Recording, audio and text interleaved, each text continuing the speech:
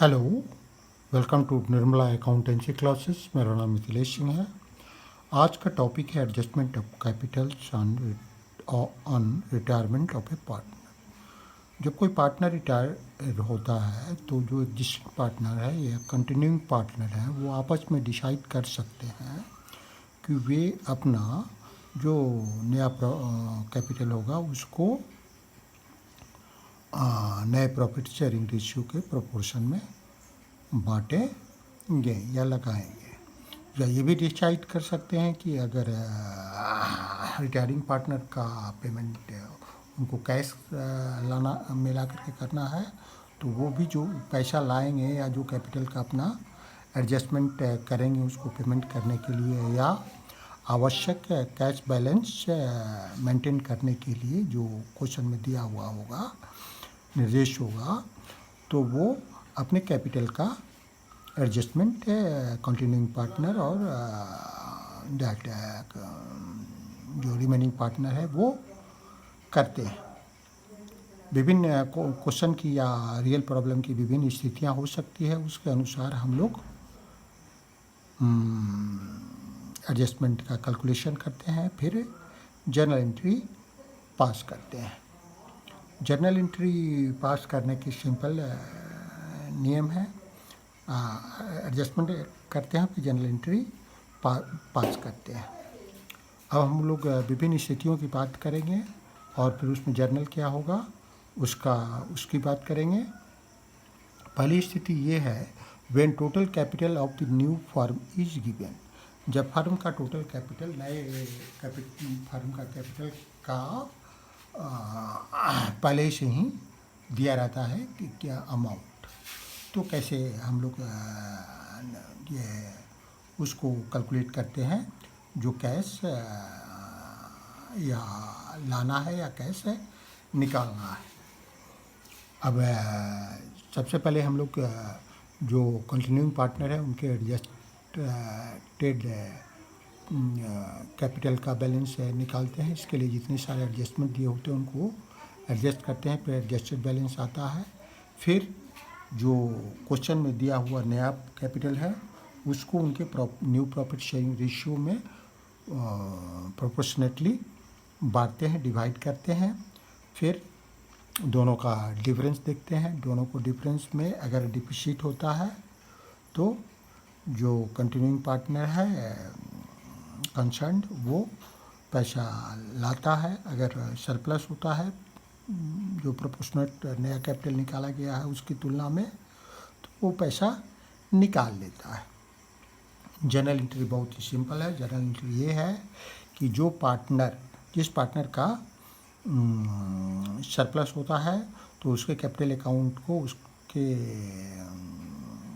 जो capital account को debit किया जाता है और बैंक या कैश अकाउंट को क्रेडिट किया जाता है।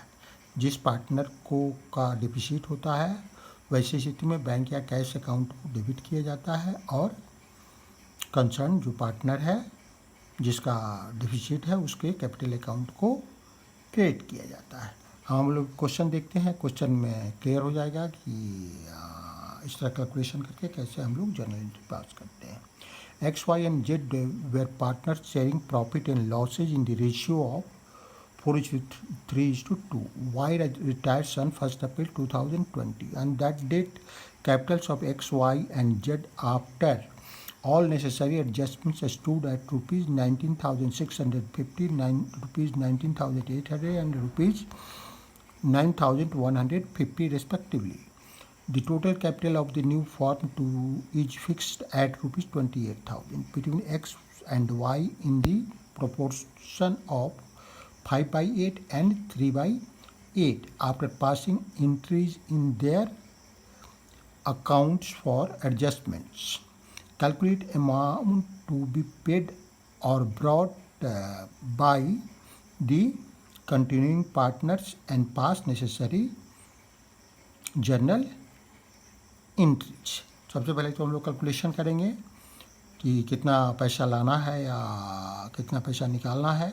Calculation of amount to be paid और to be brought by X and Z. Y चूँकि रिटायरिंग पार्टनर है तो एक्स एंड जेड ही जो कंटिन्यूइंग पार्टनर है उनको लाना पड़ेगा। या एक्स लिखते हैं, वाई जेड लिखते हैं।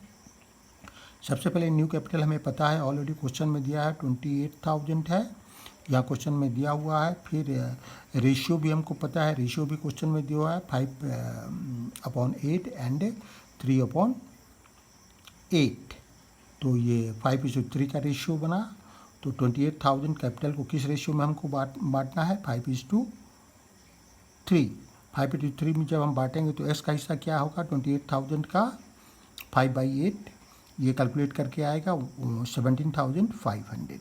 और जेड का क्या हिस्सा होगा, 28,000 इंटू 3/8 कैलकुलेट करके आएगा 3,500 इंटू 3 10,500। अब existing Capitals after all adjustment already question में दिया हुआ है। एक्स का है 19,650, 19,650 हमने यहाँ लिखा। जेड का है 9,150, 9,150 जेड के सामने लिखा। अब इसको हम लोग देखेंगे, जो नया प्रोपोर्शनेट कैपिटल है वो कम है और जो एग्जिस्टिंग कैपिटल है वो ज़्यादा है। किसका, एक्स का। तो एक्स क्या करेगा, एक्स जो एक्सेस कैपिटल होगा वो विड्रॉ कर लेगा। वो एक्सेस आता है 2,150, ये दोनों का डिफरेंस है 19,650 और 70,500 का। अब जेड की स्थिति में देखते हैं कि एक्स का जो प्रोपोर्शनेट न्यू कैपिटल है वो, जेड का जो प्रोपोर्शनेट न्यू कैपिटल है वो अधिक है और जो उसका एडजस्टेड कैपिटल है वो कम है। तो वैसी स्थिति में जो दोनों का डिफरेंस है वो आता है 1,350। इसको हमने जेड द्वारा कंपनसेट जेड द्वारा लाया जाएगा। ऐसी स्थिति में बैंक या जेड के ये बैंक या कैश अकाउंट को डेबिट करते हैं और जेड के कैपिटल अकाउंट को क्रेडिट करते हैं। तो ये कैलकुलेशन है। फिर हम लोग जर्नल कैसे बनाते हैं, एक्स कैपिटल अकाउंट डेबिट करेंगे 2,150 से, यहाँ आया है ब्रैकेट में लिखा हुआ है, मतलब इसको विड्रॉ करना है। तो इसे कैपिटल अकाउंट को डेबिट करेंगे और कैश अकाउंट को क्रेडिट करेंगे। Being the excess capital withdrawn by X. फिर जेड की स्थिति में जेड कैपिटल ला रहा है तो कैश अकाउंट को डेबिट करेंगे और जेड के कैपिटल अकाउंट को क्रेडिट करेंगे। Being the shortage of capital brought in bye Z. दूसरी स्थिति ये है, ये हो सकती है when total capital of the new form is not given, जब टोटल कैपिटल न्यू फॉर्म का नहीं दिया होता है। पहली स्थिति में हम लोगों ने देखा है कि टोटल कैपिटल दिया होता है। दूसरी स्थिति में हम लोग देखने जा रहे हैं कि जब टोटल कैपिटल नहीं दिया गया है। तो ऐसी स्थिति में हम लोग कैलकुलेशन कैसे करते हैं ये हम लोग देखेंगे। सबसे पहले तो कैलकुलेशन का जो मेथड है वो देखेंगे। जो कंटिन्यूइंग पार्टनर है उनका जो एडजस्टेड कैपिटल है वो सारे एडजस्टमेंट्स के बाद निकालते हैं। क्वेश्चन में दिया हुआ है तो उस फिगर को ले लेते हैं। फिर हम लोग जो उनका कंटिन्यूइंग पार्टनर का एडजस्टेड कैपिटल है उसका एग्रीगेट कर लेते हैं, जोड़ लेते हैं। जोड़ करके फर्म का नया कैपिटल, नए फर्म का नया कैपिटल हमको प्राप्त हो जाता है। फिर उसको नए प्रॉफिट रेशियो में डिवाइड करते हैं। डिवाइड करने से हमको उनका जो प्रोपोर्शनेट कैपिटल का अमाउंट है नया फर्म का, उनके जो कंटिन्यूइंग पार्टनर का, वो हमको मिल जाता है। फिर हम लोग जो प्रोपोर्शनेट कैपिटल कैलकुलेटेड है और जो एडजस्टेड कैपिटल है एग्जिस्टिंग, वो दोनों में तुलना करते हैं। अगर सरप्लस है तो वही एंट्री होती है। सरप्लस की स्थिति में जो जिस पार्टनर का सरप्लस है उसके अकाउंट को डेबिट करते हैं और कैश या बैंक को क्रेडिट करते हैं। डिफिसिट की स्थिति में जिस पार्टनर का डिफिसिट है उसके अकाउंट को क्रेडिट करते हैं और कैश या बैंक को डेबिट करते हैं। तो अब हम लोग देखेंगे एक क्वेश्चन, फिर हमको स्पष्ट हो जाएगा कि कैसे क्वेश्चन का इस तरह समाधान होता है। X Y and Z we are partner sharing profits and losses in the ratio of 4:3:2 respectively. Y retired on 1st April 2020 20, on which date the capitals of X, Y, and Z after all necessary adjustments stood at rupees 65,800, rupees 57,225, and rupees 33,800 respectively. Capital of the reconstituted firm will be adjusted by bringing in or paying cash so that these future capitals of X and Z be in their profit sharing ratio. Calculate amount to be paid or to be brought in by the continuing partner past necessary journal entry. सबसे पहले तो हम लोग amount का calculation करते हैं। सबसे पहले हम लोग देखेंगे यहाँ नया कैपिटल दिया हुआ नहीं है, तो वैसी स्थिति में क्या करेंगे, capital of the reconstituted firm कैसे पता चलेगा, जो कंटिन्यूइंग पार्टनर है उनके टोटल कैपिटल जो एडजस्टेड कैपिटल है उसको प्लस कर लेते हैं। ये प्लस करने पर 65,800 एक्स का है और वाई का है ₹33,800। ये टोटल आता है ₹99,600। New form of x and Z. इसमें वाई इंक्लूड नहीं है, वाई रिटायरिंग पार्टनर है। अब नया कैपिटल हमको पता चल गया। अब नया कैपिटल हमको पता है 99,600 इन किस रेशियो में, 2:1। 2:1 कैसे आया, 2:1 आया। इनके नया रेशियो को हमको कोई इन्फॉर्मेशन, नए रेशियो के बारे में कोई इन्फॉर्मेशन है तो पुराना रेशियो ही नया प्रॉफिट शेयरिंग रेशियो हो जाता है। इनका पुराना रेशियो 4:2 है। 4:2 को और छोटा करेंगे, ये शॉर्टर फॉर्म में लिखेंगे तो ये 2:1 हो जाएगा। तो जब हम कैपिटल कैलकुलेट कर देंगे प्रोपोर्शनेट नए कैपिटल के फर्म के नए कैपिटल के अनुसार, एक्स का हिस्सा होगा 99,600 का 2/3, तो 2/3 होगा तो ये 33,200 आएगा। इसको स्टार्ट आउट करने के बाद 3 से डिवाइड करने के बाद तो इसको 2 से मल्टीप्लाई करेंगे तो 66,400 आएगा।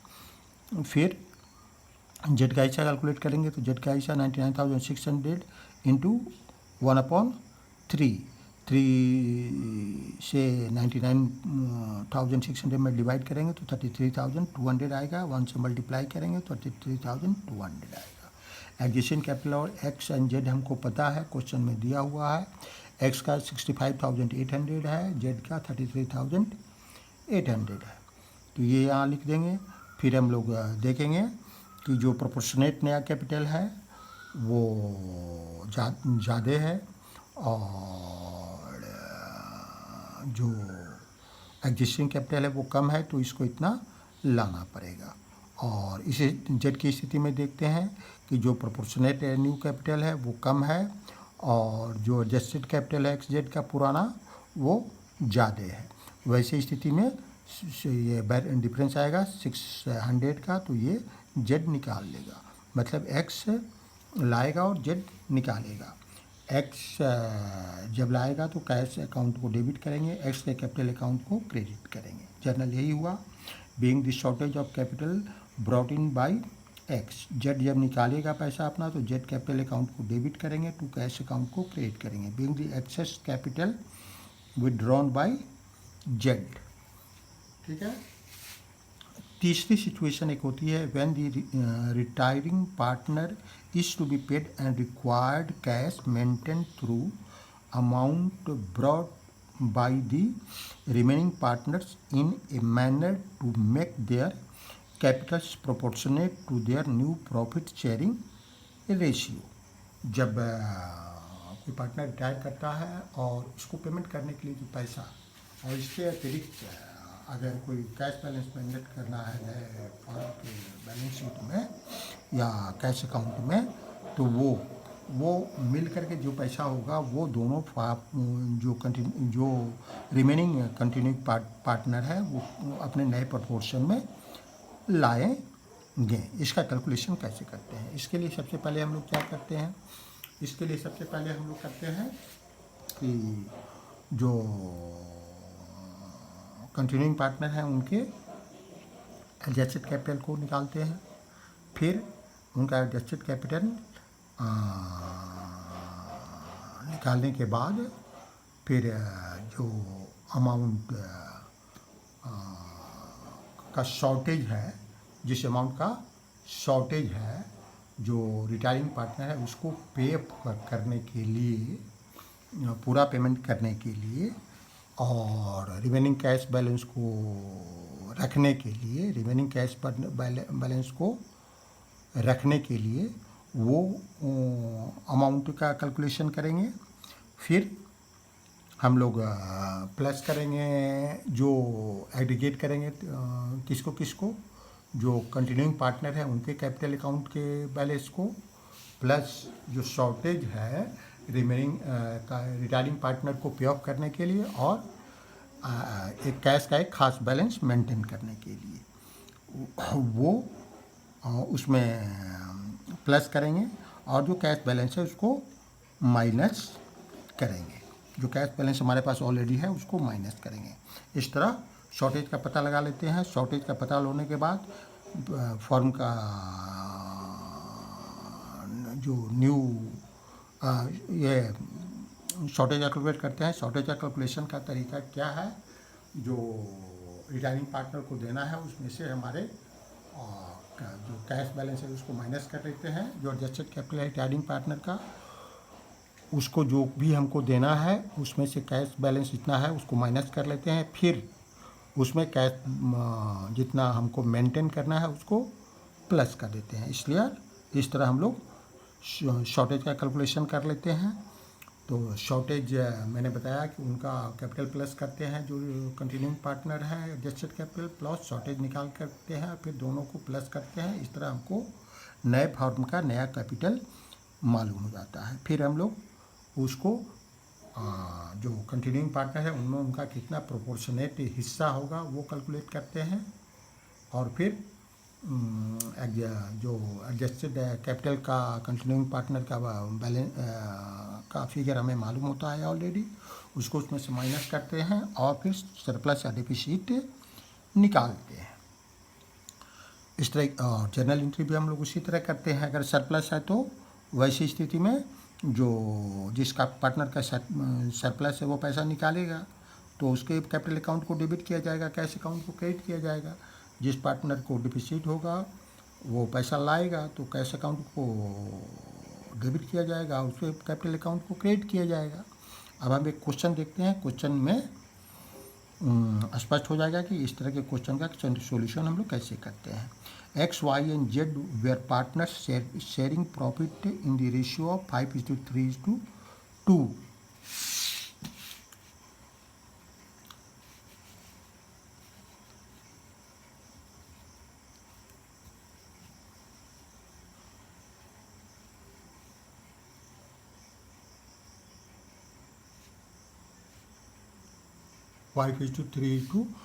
respectively. Y retires on 31st March 2020. On that date, the capital of X, Y and Z, after all necessary adjustments, stood at rupees 43,200, rupees 36,600 and rupees 11,200 respectively. The cash and bank balances on 31st March 2020 amounted to rupees 4,000. Y was to be paid through cash brought in by X and Z in such a way as to make their capitals proportionate to their new profit sharing ratio, which was to be 3/5 and X 3/5 and Z 2/5. Calculate amount of cash to be paid or to be brought in by the continuing partners, assuming that minimum cash and bank balances of rupees 3,000 was to be maintained. Past journal entry. सबसे पहले तो हम लोग जो shortage है cash का वो calculate करेंगे। इसके लिए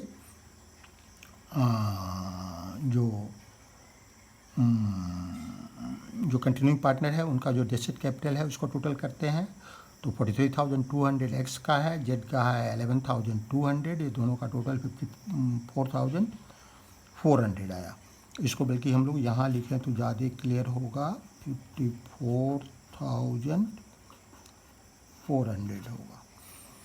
और उसके बाद shortage of cash to be brought in by X and Z निकालेंगे in order to make payment to Y and maintain cash balance. तो इसको निकालने का जो तरीका है उसको मैंने बताया है। शॉर्टेज ऑफ कैपिटल कैसे निकालते हैं, अमाउंट पेबल टू जो रिटायरिंग पार्टनर है, रिटायरिंग पार्टनर यहाँ वाई है, minus cash and bank balances जो हमारे पास है। तो कैश एंड बैंक बैलेंसेज हमारे पास ऑलरेडी 4000 है, प्लस करते हैं मिनिमम कैश बैलेंसेज। फिर से मैं इसको पढ़ देता हूँ। शॉर्टेज ऑफ कैपिटल कैसे निकालते हैं, अमाउंट पेबल टू जो रिटायरिंग पार्टनर है या रिटायरिंग पार्टनर वाई है, minus cash and bank balances जो हमारे पास कैश एंड बैंक बैलेंसेज अभी है, और प्लस करते हैं जो हमारे पास मेंटेन करने के लिए कहा गया है नए फर्म में, ये 3000 है। तो ये माइनस करते हैं, प्लस करते हैं मिनिमम कैश बैलेंसेज रिक्वायर्ड। तो ये 36,600 हमको मालूम है ऑलरेडी कि एडजस्टेड कैपिटल वाई का है 36,600। ये भी मालूम है कि -4,000 हमारे पास कैश बैलेंस है। ये भी मालूम है कि हमको 3000 कैश बैलेंस मेंटेन करना है, तो इसको प्लस कर दी, ये आया 35,600। इस तरह हम लोगों ने यहाँ शॉर्टेज निकाला 35,600, ये हमारा आया 90,000 दोनों प्लस करके। अब हमको पता है कि नया फर्म का नया बैलेंस कैपिटल का बैलेंस क्या है, लेकिन प्रोपोर्शन नहीं मालूम है, तो हमको प्रोपोर्शनेट कर लेते हैं। तो न्यू कैपिटल की कितना है 90,000 रुपीज़, 90,000 द रेशियो ऑफ 3:2। 3:2 क्यों कैसे हुआ, यहाँ स्पष्ट दिया हुआ है कि नया रेशियो में बांटना है, पुराने रेशियो में नहीं। नया रेशियो क्या है 3/5 एंड 2/5, मतलब एक्स का हिस्सा 3/5 होगा और जेड का हिस्सा 2/5 होगा। तो 90,000 का 3/5 कितना होगा हम निकाल लेंगे। ये 90 में 5 से डिवाइड करेंगे तो 18,000 आएगा, 18,000 में 3 से मल्टीप्लाई करेंगे 54,000 आएगा। उसी तरह जेड का हिस्सा कितना हुआ 90,000 इंटू 2/5, 5 से 90 में 1000 पर डिवीजन करेंगे तो 18,000 आएगा, 2 से मल्टीप्लाई करेंगे तो 36,000 आएगा। Cash to be existing capital कितना है ये हमको पता है ऑलरेडी, 43,200 है, क्वेश्चन में दिया हुआ है, और जेड का 11,200 है, क्वेश्चन में दिया हुआ है। अब हम देख रहे हैं कि जो प्रोपोर्शनेट नया कैपिटल है वो ज़्यादा है, और जो एडजस्टेड कैपिटल है वो पुराना वाला वो कम है। तो इसमें से माइनस करेंगे तो ये 10,800 आता है। उसी तरह एक्स का, उसी तरह जेड का भी पुराना जो प्रोपोर्शनेट नया कैपिटल है वो ज़्यादा है, जो एडजस्टेड ओल्ड कैपिटल है वो कम है। तो ये भी माइनस करेंगे, ये 24,800 आता है। Cash to be brought in A minus B करके हम लोग निकाल लेते हैं। अब जर्नल क्या पास करते हैं, कैश और बैंक अकाउंट को डेबिट करेंगे।